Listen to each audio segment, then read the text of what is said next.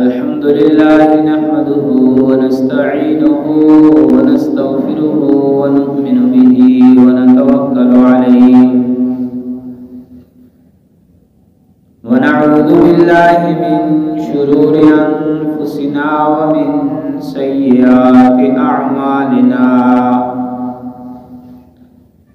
من يهده الله فلا مضل له ومن يضلله فلا هادي له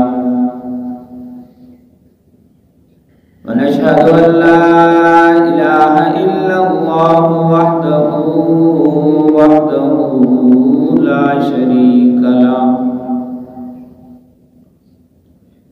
شريك له ولا وزير له ولا مشير له ولا معين له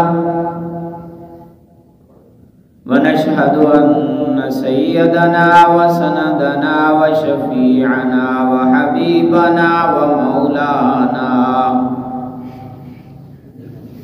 ومولانا محمدا عبده ورسوله أما بعد فأعوذ بالله من الشيطان الرجيم بسم الله الرحمن الرحيم إلا تنصروه فقد نصره الله إذ أخرجه الذين كفروا ثاني اثنين إذ هما في الغار إذ يقول لصاحبه لا تحزن إن الله معنا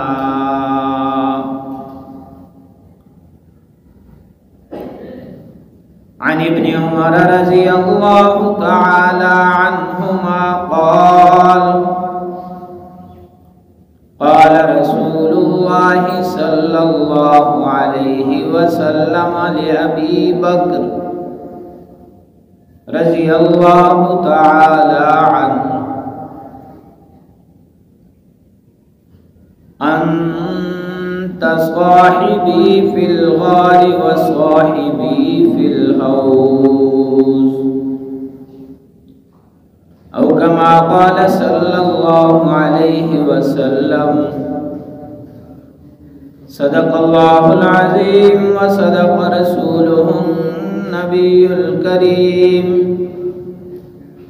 ونحن على ذلك لمن الشاهدين والشاكرين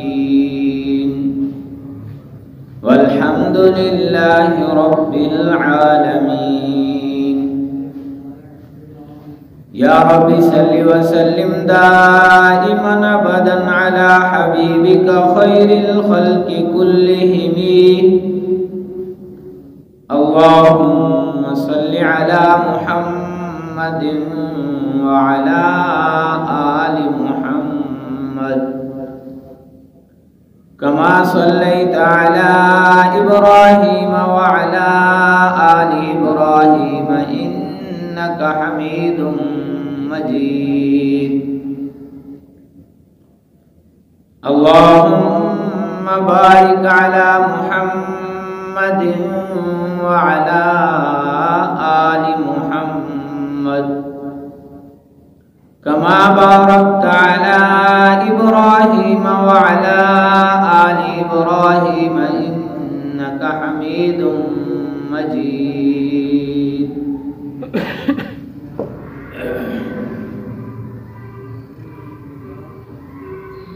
میرے محترم بزرگوں دوستوں،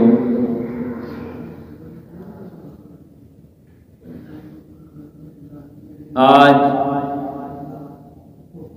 جمادی الثانیہ کی 22 تاریخ ہے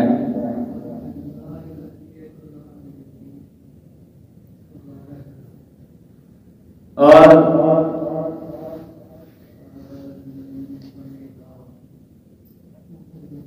جمادی الثانیہ کی 22 تاریخ کو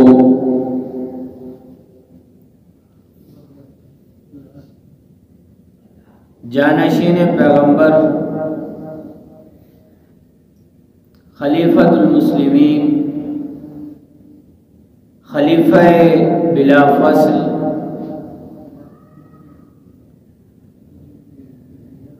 افضل البشر بعد الانبیاء،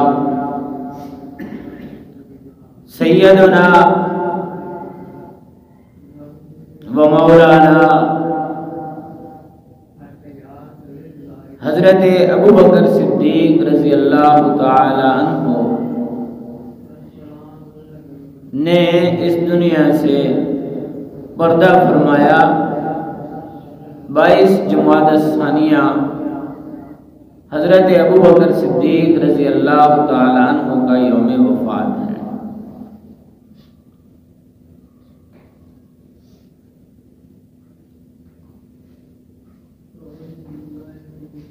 تو اس مناسبت سے، اس نسبت سے گزشتہ جمعے سے حضرت ابو بکر صدیق رضی اللہ تعالی عنہ کا تذکرہ شروع کیا ہے۔ آج بھی انشاءاللہ تعالی اسی کو آگے بڑھائیں گے اور اسی کو بیان کریں گے۔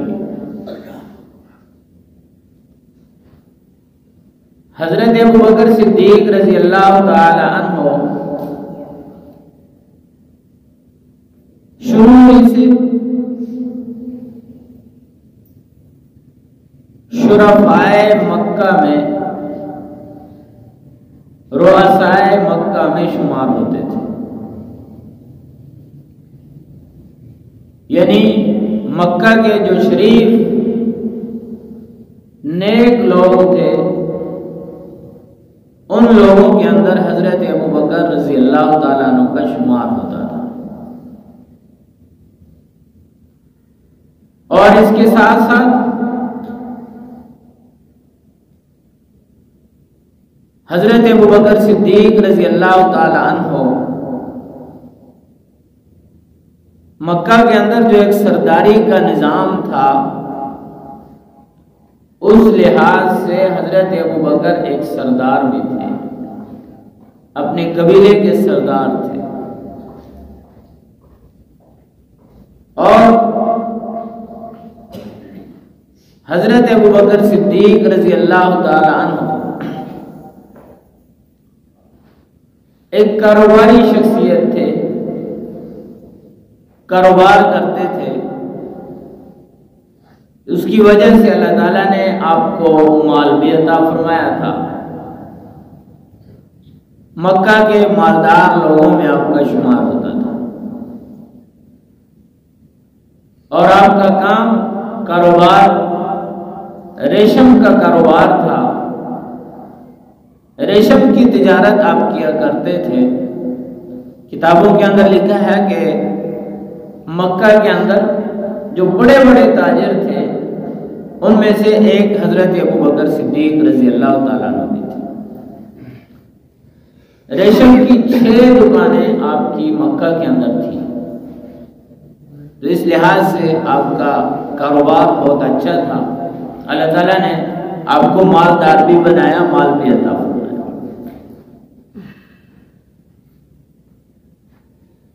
میں نے گزشتہ جمعے یہ عرض کیا تھا کہ حضرت ابو بکر صدیق رضی اللہ تعالی عنہ ایک سعادت مند، خوش نصیب انسان تھے، بہت خوش نصیب انسان تھے، اور کوئی بھی برائی پہلے بھی ایمان لانے سے پہلے، حضور علیہ السلام کی نبوت سے پہلے آپ کی زندگی میں کوئی برائی نہیں ملتی، اچھے اچھے کام کرتے تھے، برے کاموں سے بچتے تھے۔ حضور علیہ السلام کو جب اللہ تعالیٰ نے نبوت عطا فرمائی تو حضرت ابو بکر کو اللہ نے حضور علیہ السلام کا رفیق بنایا، رفیق بنایا، ساتھی بنایا، اور رفاقت اللہ تعالیٰ نے عطا فرمائی۔ اور یہ رفاقت ایک دو چیزوں میں نہیں بلکہ ہر چیز کے اندر، ہر بات کے اندر حضرت ابوبکر صدیق رضی اللہ تعالیٰ عنہ کو حضور علیہ السلام کے ساتھ رفاقت حاصل۔ دنیا میں یہ نظام چلتا ہے،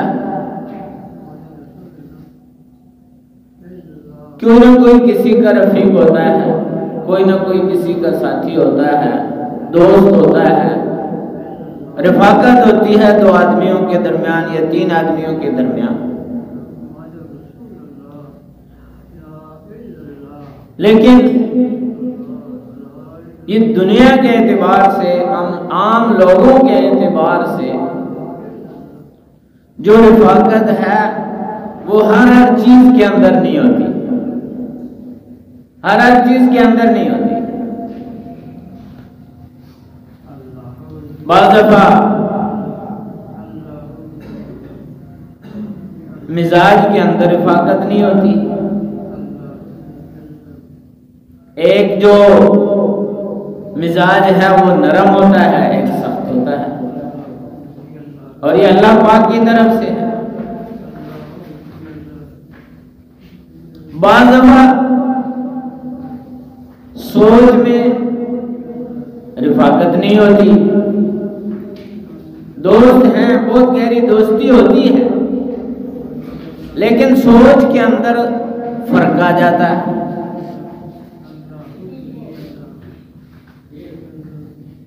اور اسی طرح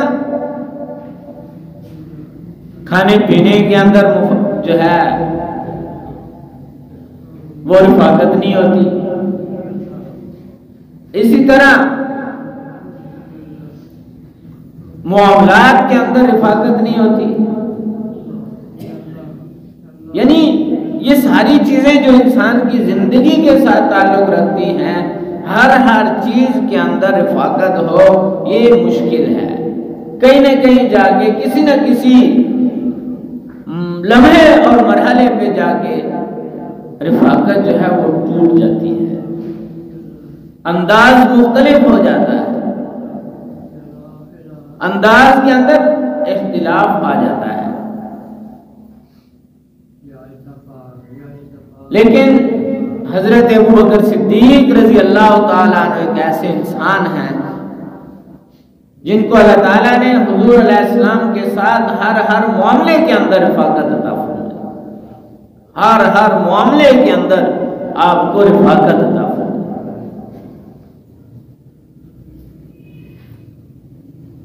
اور حضور علیہ السلام کے قدم بقدم، حضور علیہ السلام کے ساتھ کندھے کے ساتھ کندھا، حضور علیہ السلام کے قدم کے ساتھ قدم، اور ہر موقع پہ حضرت ابوبکر صدیق حضور علیہ السلام کے ساتھ نظر آئیں گے۔ جہاں جہاں پہ حضور علیہ السلام کا ذکر آتا ہے وہاں پہ حضرت ابوبکر کا ذکر آتا ہے۔ ظلم سہنے میں، دعوت دینے میں، لوگوں کے پیچھے چلنے پھرنے میں، ہر معاملے کے اندر حضرت ابوبکر صدیق رضی اللہ تعالیٰ عنہ کو اللہ تعالیٰ نے رفاقت عطا فرمائی۔ اور حضرت ابوبکر صدیق رضی اللہ تعالیٰ عنہ کو اللہ تعالیٰ نے بہت زیادہ اوصاف عطا فرمائے تھے، بہت زیادہ اوصاف، بہت زیادہ صفات، بہت زیادہ خوبیاں اللہ تعالیٰ نے آپ کو عطا فرمائی تھی۔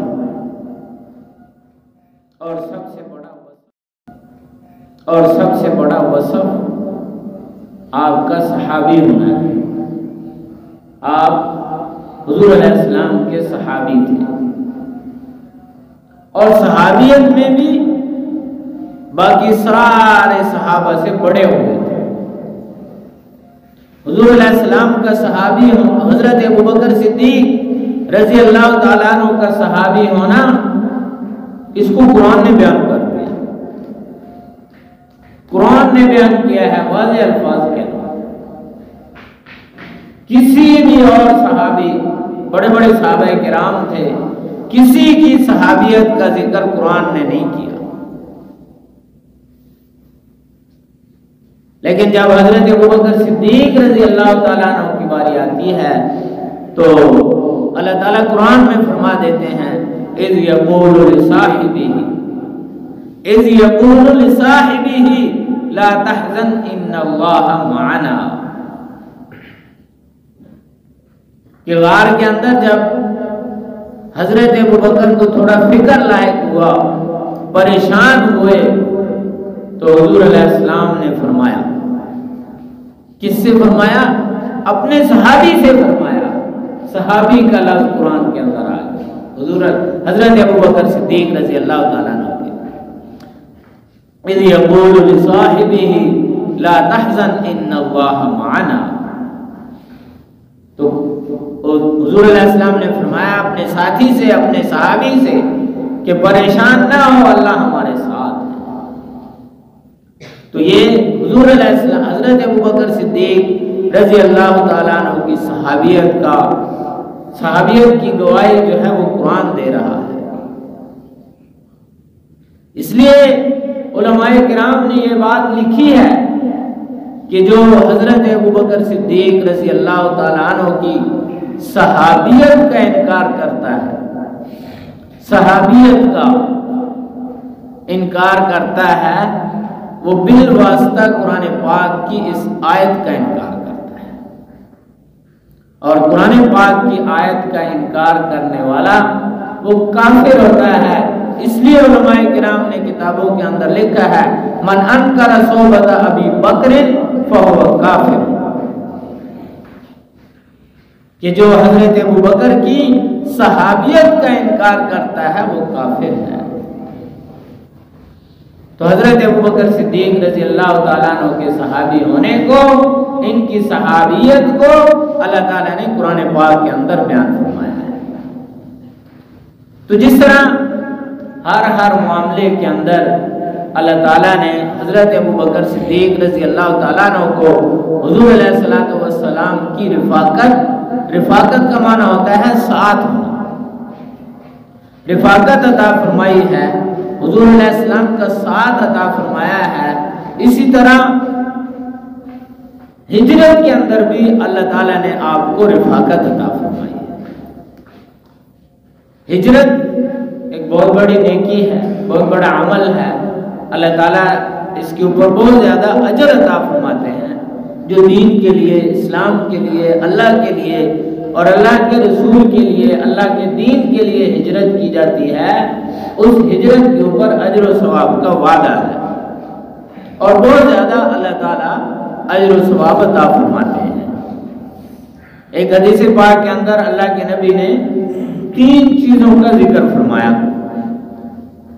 3 چیزوں کا ذکر فرمایا اور ساتھ فرمایا کہ اس کی وجہ سے سارے گناہ معاف ہو جاتے ہیں۔ 3 عمل ہیں۔ پہلا عمل الاسلام یہدم ما کان قبلہ، کہ جب کوئی کافر اسلام قبول کرتا ہے، کلمہ پڑھتا ہے، تو کلمہ پڑھنے کے ساتھ ہی اس کے پچھلے سارے گناہ معاف کر دیے جاتے ہیں۔ اور دوسرا فرمایا کہ وَإِنَّ الْحَجَّ يَهْدِمُ مَا كَانَ قَبْلَهُ، کہ جب کوئی مسلمان صحیح طریقے سے، اچھے طریقے سے حج کرتا ہے تو حج کرنے کے ساتھ ہی اس کے پچھلے سارے گناہوں کو اللہ تعالیٰ معاف فرما دیتے ہیں۔ اور تیسرا فرمایا کہ وَإِنَّ الْهِجْرَةَ تَهْدِمُ مَا كَانَ قَبْلَهُ، اسی طرح جو کوئی ہجرت کرتا ہے تو ہجرت کرنے کے ساتھ بھی اس کے پچھلے سارے گناہوں کو بخش دیا جاتا ہے۔ تو یہ ہجرت جو ہے یہ بہت بڑا عمل ہے، بڑا اونچا عمل ہے، اور حضور علیہ السلام نے یہ ہجرت کی ہے۔ حضور علیہ السلام باقی صحابہ کرام کو ہجرت کی اجازت مل گئی، اور سارے کے سارے لوگ جو ہے اللہ تعالیٰ کے اس حکم کو پورا کرنے کے لیے بڑی شوق کے ساتھ، بڑی محبت کے ساتھ، بڑے جذبے کے ساتھ اپنا گھر بار چھوڑ کر مدینہ طیبہ کی طرف ہجرت کر رہے ہیں۔ حضرت ابوبکر صدیق رضی اللہ تعالیٰ عنہ بھی حضور علیہ السلام کی خدمت میں حاضر ہوئے اور ہجرت کی اجازت طلب کی.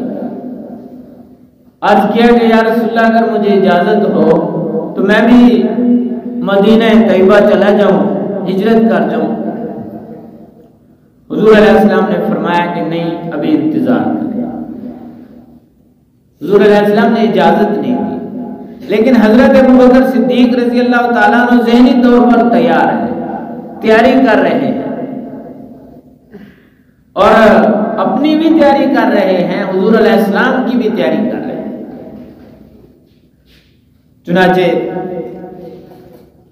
حضور علیہ السلام کی عادت مبارکہ تھی کہ صبح کے وقت اور شام کے وقت حضرت ابوبکر صدیق رضی اللہ تعالیٰ عنہ کے گھر تشریف لے جاتے تھے اور حضرت ابوبکر صدیق رضی اللہ تعالیٰ عنہ کے ساتھ مشورے کرتے تھے، باتیں کرتے تھے اور ان کے ساتھ بیٹھتے تھے، وقت گزارتے تھے. ایک دن ایسا ہوا کہ حضور علیہ السلام حضرت ابوبکر کے گھر تشریف لائے ہیں، لیکن وہ وقت نہیں ہے، شام کا وقت بھی نہیں ہے، صبح کا وقت بھی نہیں ہے، دوپہر کے وقت تشریف لے آئے. حضرت ابوبکر صدیق رضی اللہ تعالیٰ عنہ کو جب پتہ چلا تو ان کے ذہن میں فوراً خیال آیا کہ آج عادت مبارکہ سے ہٹ کر تشریف لائے ہیں، کوئی اہم کام پیش آیا.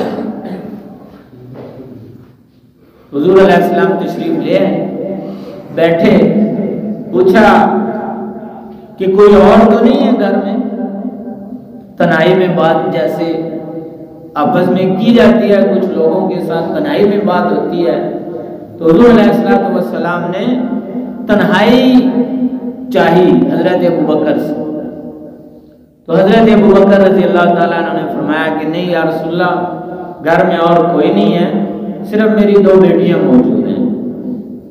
حضور علیہ السلام نے فرمایا کہ ٹھیک ہے.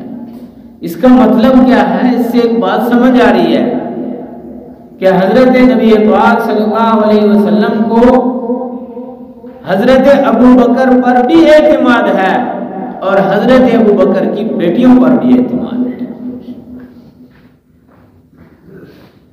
حضور علیہ السلام حضرت ابوبکر پر بھی اعتبار کرتے ہیں، حضور علیہ السلام حضرت ابوبکر کی بیٹیوں پر بھی اعتبار کرتے ہیں. حضور علیہ السلام نے فرمایا ٹھیک ہے. حضور علیہ السلام نے حضرت ابوبکر صدیق رضی اللہ تعالی عنہ سے فرمایا کہ اللہ تعالیٰ کی طرف سے ہجرت کا حکم آ گیا ہے، ہجرت کا حکم آ گیا ہے. حضرت ابوبکر صدیق رضی اللہ تعالیٰ عنہ نے فوراً پوچھا یا رسول اللہ، رفاقت کے بارے میں کیا حکم ہے؟ یعنی میں نے بھی ساتھ جانا ہے یا آپ نے اکیلے جانا ہے؟ حضور علیہ السلام نے ارشاد فرمایا کہ مجھے اللہ کی طرف سے حکم ملا ہے کہ ابوبکر کو بھی اپنے ساتھ لے کر چلنا ہے. اس وقت حضرت ابوبکر صدیق رضی اللہ تعالیٰ عنہ نے رونا شروع کر دیا، خوشی کی وجہ سے رونا شروع کر دیا. اور وہ رونا دیکھ کر حضرت عائشہ رضی اللہ تعالیٰ عنہ فرماتی ہیں کہ مجھے اس دن پتہ چلا کہ انسان خوشی کی وجہ سے بھی روتا ہے. مجھے اس چیز کا علم اس دن ہوا کہ انسان خوشی کی وجہ سے بھی روتا ہے. تو حضرت ابوبکر صدیق رضی اللہ تعالیٰ عنہ نے فرمایا کہ یا رسول اللہ ٹھیک ہے، یہ اونٹنیاں ہیں، 2 اونٹنیاں میں نے صرف اسی کام کے لیے پال رکھی ہیں، ایک کے اوپر آپ سواری کریں گے، ایک کے اوپر میں سواری کروں گا. حضرت حضور علیہ السلام نے ارشاد فرمایا کہ نہیں، ایک ہی اونٹنی لے کر جائیں گے اور یہ اونٹنی جو ہے وہ میں آپ کی طرف سے ہدیہ نہیں بلکہ قیمتاً لوں گا.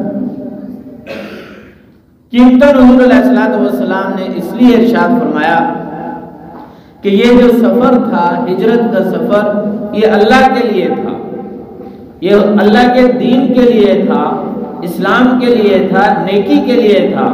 حضور علیہ السلام کا یہ منشا تھا، یہ خواہش تھی کہ اس کے اندر سارا خرچہ اور سب کچھ جو ہے وہ میں اپنی طرف سے کروں۔ تو حضرت ابوبکر صدیق رضی اللہ تعالیٰ عنہ تو ماننے والے تھے، انہوں نے فوراً اس حکم کو جو ہے وہ تسلیم کر لیا، قبول کر لیا، اور اسی وقت حضور علیہ السلام کو 4000 دینار حضور علیہ السلام کے دست مبارک پر رکھے کہ یا رسول اللہ یہ آپ کے لیے۔ ہر موقع پہ حضرت ابوبکر صدیق رضی اللہ تعالیٰ عنہ حضور علیہ السلام کے ساتھ، اور ہر موقع پہ ہر وقت حضور علیہ السلام کی ضروریات کا بھی خیال رکھتے ہیں، آپ کے مزاج کو سمجھتے ہیں۔ چنانچہ دوپہر کے وقت یہ پروگرام بنا، یہ ترتیب دی گئی، اور پھر یہ طے ہوا کہ رات کے وقت جو ہے وہ یہ سفر شروع کیا جائے گا۔ رات کے وقت یہ سفر جو ہے وہ شروع کیا جائے گا، اور 3 آدمیوں کی تشکیل ہوئی۔ ایک حضور علیہ السلام کے آزاد کردہ غلام تھے حضرت عامر بن فہیرہ، یہ رہبر بنے، ان کو راستے کا پتہ تھا، کیونکہ مکہ سے مدینہ جانے کے لیے جو عام راستہ تھا اس راستے سے نہیں جا رہے تھے، غیر معروف راستے سے جا رہے تھے، پہاڑوں کے اوپر سے، جنگلوں کے اندر سے، کیونکہ اگر معروف راستے سے جاتے تو پھر مشرکین پیچھا کر رہے تھے، اس کی وجہ سے نقصان ہو سکتا تھا، تو وہ اس کے لیے راہبر ضروری تھا۔ عامر بن فہیرہ کو راہبر بنایا گیا، اور حضرت ابوبکر صدیق رضی اللہ تعالیٰ عنہ حضور علیہ السلام کے ساتھ جو ہے وہ ہجرت کے سفر میں تشریف لے گئے۔ آج چونکہ 5 فروری ہے، 5 فروری کا دن کشمیریوں کے ساتھ یکجہتی کے طور پہ منایا جاتا ہے۔ کشمیر کے اندر ظلم کی ایک داستان ہے، عرصہ دراز سے جاری ہے، ان کے خونوں کے ساتھ ہولی کھیلی جا رہی ہے، اور کشمیر کے لوگ ہمارے بھائی ہیں، اور کشمیر کے مسلمان ہماری ہر قسم ہر طرح کی مدد کے محتاج ہیں۔ اس میں مختلف قسم کی مدد ہوتی ہے، کچھ مدد عوام کرتی ہے، کچھ مدد حکومتیں کرتی ہیں۔ حکومتیں بس جو کرتی ہیں وہ سب کو علم ہے کیا ہو رہا ہے ان کے ساتھ، آج تک کیا ہوتا آ رہا ہے۔ جو ہمارے پاس میں ہے ہمیں وہ تو کم از کم کرنا چاہیے، اور ہم کچھ نہیں کر سکتے تو دعا تو کر سکتے ہیں۔ کم از کم ہمیں اپنی ہر دعا کے اندر یہ جملہ ضرور کہنا چاہیے کہ یا اللہ ہمارے کشمیر کے بھائیوں کو ظلم سے نجات عطا فرما۔ بڑی قربانیاں ان لوگوں کی، بڑے ظلم سہے ہیں انہوں نے، بڑا ان کے اوپر ظلم کیا گیا ہے، اور وہ انٹرنیشنل بین الاقوامی سیاست کا جو ہے وہ ایک تجربہ بنے ہوئے ہیں، اور کچھ نہیں ہے۔ ایک دن کے اندر یہ مسئلہ حل ہو سکتا ہے۔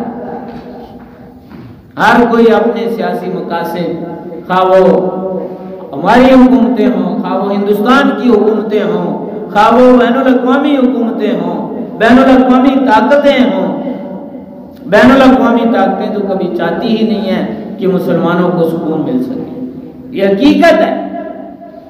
اس لیے میرے محترم بھائی بزرگوں اور دوستو، ہمیں خاص طور پہ اپنی دعاؤں کے اندر اس بات کا اہتمام کرنا چاہیے کہ اللہ تعالیٰ کشمیر کے مسلمانوں کو، فلسطین کے مسلمانوں کو، اور پوری دنیا کے اندر جتنے مسلمان مظلوم ہیں ان کے اوپر ظلم ہو رہے ہیں، اللہ تعالیٰ ان کو ان سارے ظلموں سے نجات عطا فرمائے۔ وآخر دعوانا ان الحمد للہ رب العالمین۔